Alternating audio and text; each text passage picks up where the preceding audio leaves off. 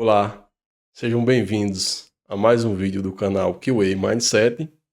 E hoje, nesse vídeo, eu irei falar um pouco mais ali como foi todo o meu processo ali e a minha trajetória e preparação até conseguir o meu primeiro trabalho remoto para a gringa. Bom, então quem chegou nesse vídeo ali através das minhas redes sociais, provavelmente LinkedIn. Muita gente, quando eu postei lá que eu tinha conseguido o meu primeiro trabalho ali remoto na gringa, muita gente me perguntou no direct como é que tinha sido ali a questão da preparação, como foi as entrevistas, qual a exigência de inglês, como é que era meu nível ali de inglês. Então, o pessoal perguntou bastante e eu resolvi fazer esse vídeo ali para tentar eh, deixar ali disponível para todo mundo como foi esse processo. Então, primeiro eu gostaria de começar ali pelo momento que eu estava ali na minha carreira, né? Então eu trabalho ali na área de TI como QA. Eu já trabalho nessa área ali há mais ou menos 8 anos. Desde o início ali eu sempre gostei de aprender sobre automação. Então eu diria que eu já comecei ali com automação de testes.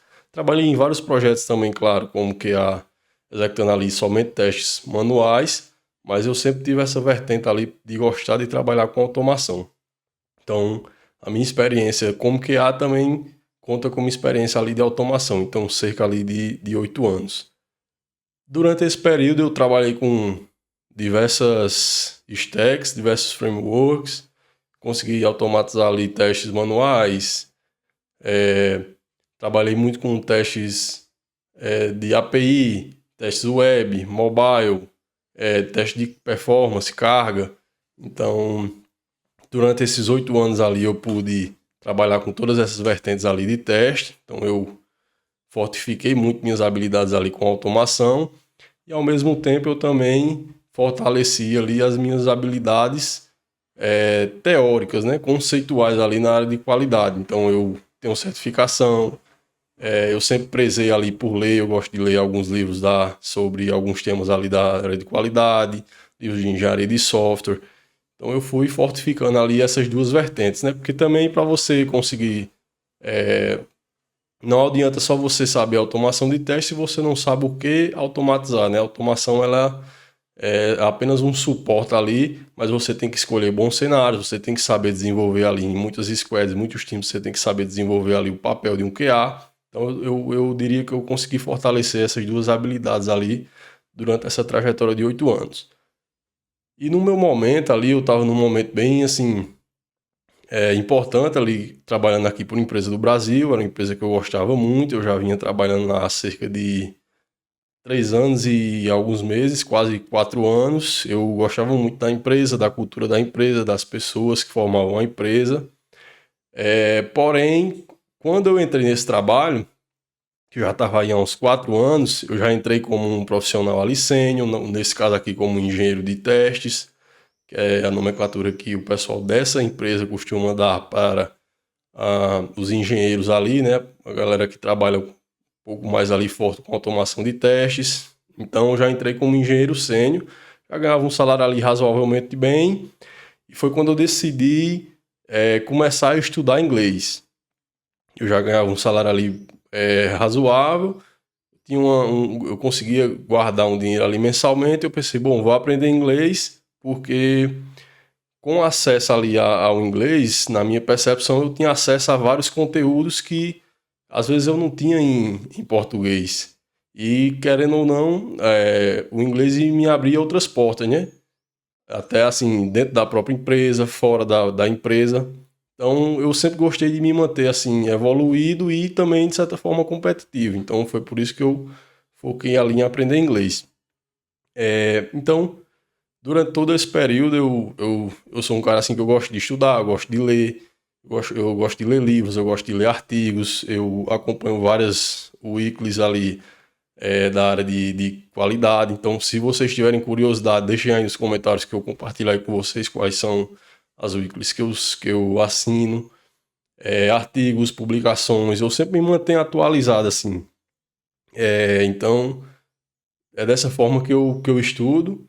Eu sou, assim, de certo, eu sou ativo no LinkedIn, então eu gosto de estudar, eu gosto de compartilhar ali os meus conhecimentos. E eu sempre dentro de todas as empresas que eu participei, eu sempre gostei, assim, de participar de projetos que, de certa forma, me desafiam, assim, né? É algo que para mim é novo, é algo que eu vou ter que estudar. Quando, assim, eu tô num projeto, quando começa a passar um tempo ali, eu já quero fazer algo novo, porque eu vou me habituando àquilo ali, eu vou me sentindo, assim, muito confortável. Eu gosto de sempre estar equilibrando ali. Eu não gosto de ficar tão confortável e também não gosto de ficar tão desconfortável. Eu gosto de ir pegando alguns desafios novos e eu acho que isso me ajudou bastante, assim. Então, basicamente, nesses 8 anos, eu trabalhei com muita coisa ali, trabalhei com diversos tipos de software, de diversos setores ali, e fui aprendendo inglês, né? No meu caso, eu faço aula particular de inglês, individual, eu tenho 2 aulas por semana, cada aula é de aproximadamente 1 hora, só eu e a professora. Assim, é uma aula um pouco mais cara, mas também ela é totalmente voltada ali para mim, né? Então, o conteúdo ali é específico, para reforçar as minhas habilidades. Então, na minha percepção, assim, eu não valeu super a pena. Assim, eu super indico, se vocês tiverem, claro, tempo e condição, disposição, façam uma aula de inglês ali particular ou estudem de alguma forma. Então, eu venho fazendo aula ali durante, no mais ou menos ali uns 3 anos. Depois que eu entrei na última empresa, alguns meses depois eu comecei a estudar inglês. Então, beleza, essa foi a minha preparação, né? Mas aí, como é que surgiu a questão da vaga ali? Bom, como eu disse, eu sempre me mantive ativo ali no LinkedIn, com posts, etc. E um belo dia, uma empresa ali dos Estados Unidos, alguém lá do Recursos Humanos, entrou em contato comigo. Nesse momento eu não tenho me candidatado à vaga, eu não estava procurando, nada. E aí essa pessoa entrou em contato comigo, em inglês ali, e eu pensei, bom, é uma oportunidade de eu praticar, né? Porque, assim, eu fazia as aulas, estudava aqui em casa, mas a prática mesmo ali, o contato de falar, de escutar e tal, era só com a professora. Eu não tinha nenhum outro contato, assim, com nenhuma outra pessoa, entendeu? Que eu pudesse me comunicar em inglês, assim, um amigo, alguém do trabalho, não, eu era somente com a professora ali.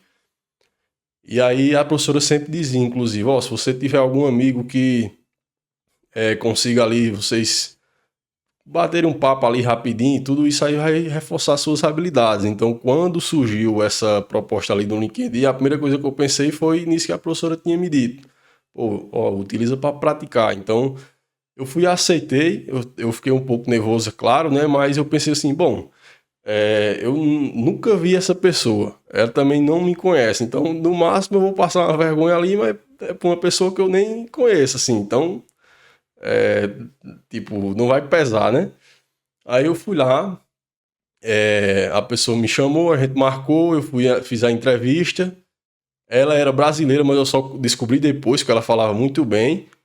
E aí a gente foi conversando ali, eu explicando. Entrevista com o RH é sempre a mesma coisa, né? Você vai falar sobre as suas experiências, ela fala um pouco sobre a empresa, e não passa muito disso. E aí eu lembro que lá já no final assim da entrevista ela falou que era brasileira. E aí eu disse assim, essa é a minha primeira entrevista em inglês, eu queria saber assim como é que eu me saí, se eu consegui explicar bem e tal. Aí ela disse, você foi até bem, assim, se você não tivesse me dito que era a primeira entrevista que você fez em inglês, eu também não diria, assim. E aí isso me super motivou, assim, porque eu pensei, bom, então assim, eu já consigo me comunicar de forma razoável, né? E aí, mas assim, eu não estava interessado nesse momento em sair, em trabalhar para o exterior. Inclusive, eu consegui passar dessa primeira fase. Ela disse assim: eu vou te conectar agora com o cliente. Aí eu fiquei meio assim, disse, não, eu acho que eu não. Aí eu dei uma desculpa lá qualquer e não aceitei, né? Mas aí. Então passou. Aí eu achei interessante, eu falei com a professora, ela disse, cara, que bom, não sei o quê, sempre que você tiver essa oportunidade, mesmo que você não considere o emprego ali, vá, faça, porque aí você vai tendo contato com outras pessoas, porque você acostuma, né? Assim, eu já faço aula há 3 anos com a professora, então eu já estou bem acostumado ali com a didática dela, com a fala, entendeu? Então, para mim é bem mais fácil a professora falar e eu entender do que outra pessoa, né? E aí, depois de um certo tempo, eu fui. assisti alguns vídeos ali no YouTube, como se candidatar a vagas em inglês, e aí fui e preparei ali meu LinkedIn, mudei o LinkedIn ali para inglês, apliquei em algumas vagas, mas não foram muitas, eu acho que eu apliquei em umas 2 ou 3 vagas no máximo. E aí, depois de eu ter aplicado essas vagas, eu preparei meu currículo também em inglês, né? Porque nessa primeira entrevista o pessoal já perguntou logo, ó, me manda teu currículo aí em uma versão em inglês. Aí eu deixei meu currículo lá preparado em inglês. Eu tenho um costume também de sempre atualizar ali meu currículo, inclusive é um conselho que eu dou aí para vocês.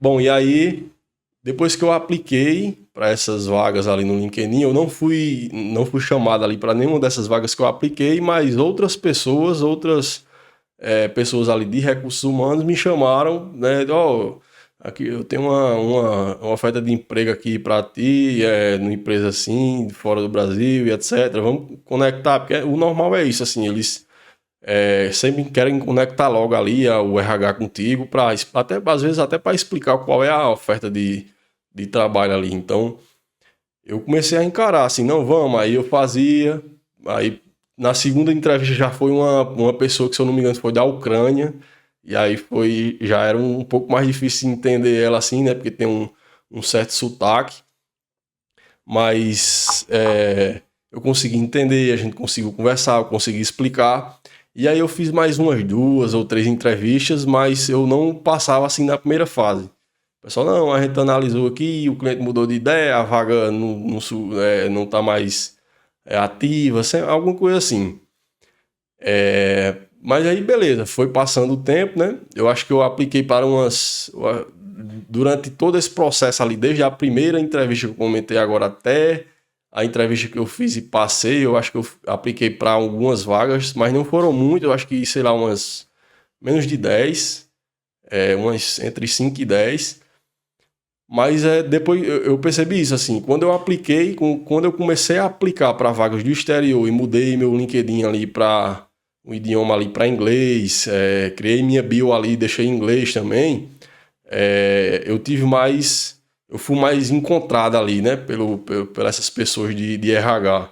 Então, talvez seja uma dica interessante, né, dar uma atualizada aí no teu LinkedIn, porque as pessoas começaram a me chamar, assim, né. E eu fui fazendo algumas entrevistas, aí fiz uma outra entrevista também com um brasileiro, para uma empresa ali americana. Não passei da primeira fase, teve um desafio técnico ali, eu fiz o desafio técnico, o pessoal disse, não, a gente estava procurando por algo diferente e tal, beleza. E ao mesmo tempo eu fiz para essa empresa que eu estou trabalhando aqui agora, né? Bom, e aí aqui tem um ponto importante também. O que é que eu percebi, pelo menos na minha perspectiva, né? Eu cheguei a fazer ali, eu acho que umas 5 ou 6 entrevistas. Não fiz tantas, mas eu fiz algumas. E eu diria que foi metade com pessoas de RH ali que eram brasileiras e a outra metade ali com pessoas de RH que não eram brasileiras. E o que eu percebi é que em todas a exigência assim de inglês era sempre explícita, entendeu? Inclusive na vaga, o pessoal dizia assim, ó, a exigência de um inglês fluente. Então, ou a exigência de você consiga se comunicar em inglês. Tipo assim, você consegue entender e consegue minimamente se comunicar. Não precisa ser fluente que nem um nativo, entendeu? Então sempre tinha essa distinção ali nas vagas. E em nenhuma das entrevistas eu percebi assim que, apesar de inclusive eu já fiz alguns testes ali para saber o meu nível, a minha professora também já fiz ali durante as aulas alguns testes, e eu acredito que eu estou no nível ali de B2 para C1, entendeu? Eu estou começando agora a migrar para o C1 ali, né? Então eu estou entrando ali no intermediário avançado, eu consegui entender muito bem, mas na hora de me comunicar ainda eu tenho algumas travas, eu preciso de um tempo, às vezes eu erro assim uma questão de gramatical ou outra, mas eu de certa forma eu consigo me comunicar razoavelmente bem, mas eu também não sou fluente perfeitamente ali, né? Tô nesse nível ali, chegando no nível mais avançado, mas em nenhuma das entrevistas isso foi problema. Claro, quando eu via na descrição lá que precisava de um inglês fluente, aí eu já não me candidatava, porque eu não tenho inglês tão fluente assim ainda. Mas de todas as entrevistas que eu fiz, foi super tranquilo. Quando eu não entendia alguma coisa, eu perguntava se a pessoa podia repetir. Quando a pessoa não entendia o que eu queria dizer, ela pedia para eu tentar explicar de outra forma. Então, assim, foi super, super tranquilo, assim. Principalmente com as empresas, isso é bem curioso, principalmente com as empresas cujo RH eram de pessoas de fora do Brasil, ou seja, não eram brasileiras. Eles são muito de boa mesmo, assim. Eles tentam entender você. Se eles não entendem, eles pedem pra você explicar de novo. É sempre bem descontraído. Então, pelo menos na minha percepção, foi assim. Então, com relação à exigência de inglês, é bem tranquilo, assim. Se tu consegue, eu diria assim, se tu consegue se comunicar razoavelmente ali, consegue entender, já dá para tu aplicar para algumas vagas. Porque o pessoal tem muito essa. Eu tinha muito esse medo, assim, pô, mas eu só converso com a professora, assim, mesmo assim, ela me corrige muito. Então, pô, eu ficava com receio, né? Mas se eu fiz a entrevista, a pessoa viu ali como era o meu nível ali, e eu passei da entrevista, ela sabe que então, beleza, eu aceito que o teu nível seja esse, entendeu? Então faz as entrevistas. Meu conselho é esse, faz as entrevistas. Sempre que tu tiver a oportunidade, vai lá e faz. Bom, então já falei um pouco aqui sobre a exigência de inglês. Vou falar então como são os processos seletivos. Eu participei de alguns. O primeiro é sempre com alguém do RH. Tu vai falar ali das tuas experiências, então é bom tu deixar ali o teu currículo preparado, tu deixar alguns pontos importantes ali das experiências que tu teve em destaque. E sempre depende muito da vaga, né? Por exemplo, tinha vaga que era mais voltada ali para teste de API. Eu fiz alguns testes de API ali durante toda essa jornada ali de 8 anos. Então, claro, na entrevista eu ia focar nesses testes. Eu falava também de toda a minha experiência ali como QA, dos outros testes automatizados que eu realizei, mas eu focava em teste de API, né? Que era o que a vaga estava pedindo. Da mesma forma, quando eu ia falar de teste de performance, teste para Android, teste para aplicações web, eu sempre dava ênfase no que a vaga estava solicitando. Então, esse é um conselho também, para tu não começar a falar sobre tudo ali e tu já tem se o teu nível de inglês não é tão bom assim, tu já tem um pouco de falha na didática, entendeu? Tu não vai conseguir se vender como tu se vende em português. Então, tu precisa ser mais inteligente, tu precisa dar mais ênfase naquilo que a vaga está solicitando. Então, eu percebi, isso aí eu fui perceber depois de umas 2 entrevistas, entendeu? Percebi, bom, eu acho que eu tenho que focar mais aqui no que eu direcionar mais para a entrevista, e deu super certo. E aí, beleza, como é que foi o meu processo seletivo para essa empresa que eu estou trabalhando hoje? Então, teve o primeiro contato ali com o pessoal do RH, eu fiz esse primeiro contato, o pessoal gostou, disse assim, ó, daqui algum tempo eu te dou uma resolução ali. E aí eu não consigo mensurar direito assim quanto tempo levou de cada fase para cada fase, porque eu tenho o meu trabalho, inclusive eu fiz outra entrevista para outra empresa nesse meio tempo, então eu acabei perdendo essas informações. Mas todo o processo ali para essa empresa que eu estou trabalhando hoje, foram 4 entrevistas. Essas 4 entrevistas até a contratação foram, acho que um mês e algumas semanas, entre 1 mês e 2 meses, até eu ser contratado ali. Então, eu fiz a primeira entrevista, que foi a entrevista com o pessoal ali do RH. Aí eles gostaram do meu perfil e disseram, ó, eu vou te conectar agora com um engenheiro de qualidade aqui da empresa que eu fui contratado. E tu vai falar um pouco sobre as tuas experiências para ele, aí tu já vai entrar um pouco mais ali na parte técnica, né? Porque a pessoa ali do RH não tem essa questão técnica. Vai falar um pouco mais sobre a parte técnica e também tem um desafio de código, né? Um coding challenge. E aí ela não me deu muitos detalhes. Provavelmente é algum algoritmo, não é nada muito sofisticado. Tu vai fazer ali na hora, a pessoa vai te acompanhar. Leva em torno ali de 1 hora e ele vai avaliar ali as tuas habilidades. Beleza, aí eu fui, depois de algum tempo eu conectei com esse engenheiro, falei ali sobre um pouco das minhas experiências, ele passou o desafio, eu realizei o desafio, ele passou 3 desafios, o último desafio era bem mais complexo, eu não consegui fazer ali durante a reunião e eu achei, bom, se eu não conseguir fazer, já era para mim, né? Mas aí então eu já saí ali da reunião, assim, pô, eu consegui fazer 2, mas não consegui fazer o terceiro, então, e acabou o tempo, assim, então eu acho que eu já fui eliminado. Mas aí depois eu descobri que ele não queria avaliar se eu conseguia resolver ou não, até porque é um tempo muito pouco, né, pra, tipo assim, os primeiros 30 minutos foi para eu falar sobre minhas experiências ali, e os outros 30 minutos foi para resolver esses desafios. Então, era bem assim, mais difícil de tu fazer em 30 minutos, até porque o último desafio era bem mais complicado. Assim, depois da entrevista eu fui fazer e eu levei algumas horas para terminar. Então, o que ele queria avaliar de fato não era se eu ia resolver o desafio ou não, mas como é que eu pensei e apliquei a minha resolução, entendeu? Como é que funcionava ali a questão da minha construção da solução e como é que eu conseguia codificar aquilo ali. Se eu conhecia as nuances da linguagem, né, que eu escolhi ali. No meu caso, eu escolhi JavaScript. E aí, depois de alguns dias, eu recebi o retorno que eu tinha passado dessa segunda fase. Eu já nem estava acreditando mais, porque eu achava que eu tinha que resolver tudo. Então, eu passei da segunda fase. Aí a pessoa lá do BRH disse, a terceira fase é a mesma coisa, só que agora com um engenheiro do cliente, que tu vai atuar, não mais da empresa, né? Que é a empresa que eu estou sendo contratado, mas sim do cliente que a empresa vai me alocar, né? Que é uma consultoria. E aí vai ser a mesma coisa, ele vai perguntar ali sobre as suas experiências, tu vai falar da parte técnica e depois vai fazer um outro Coding Challenge. Aí eu falei, beleza. Fui lá, falei das minhas experiências, e aí uma coisa que eu esqueci de mencionar era a pessoa do RH era polonesa, se eu não me engano. Aí ela já tinha um sotaque. A segunda entrevista, que era com o engenheiro da empresa, eu acho que ele era ou ucraniano ou era russo. Ele tinha um sotaque bem, bem forte, assim. E a terceira entrevista, que era com o engenheiro do cliente, o cara era indiano. E aí era um sotaque já bem mais complicado, assim, né? Mas ele era um cara bem mais sério, mas eu perguntava, não entendi, tu pode repetir? Ele ia lá e repetia. Quando ele não entendia o que eu queria dizer, ele pedia pra eu repetir. Então, assim, foi super de boa.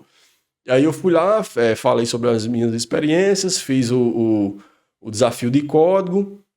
Era um desafio um pouco mais simples. Ele pediu para explicar ali tudo que eu tinha feito ali, linha por linha, com a construção. Ele pediu para eu gerar alguns resultados e explicar por que o algoritmo estava resultando ali naquela resposta. Eu expliquei. Às vezes eu me perdi assim na explicação, né? Porque faltava ali vocabulário, mas o cara era super de boa. Ele dizia, não, beleza, tá, mas me explica aí de outra forma que eu consiga entender. Aí eu ia lá e explicava. Então foi super de boa. Aí eu terminei. Depois de alguns dias eu recebi ali o resultado que eu tinha sido aprovado nessa etapa também.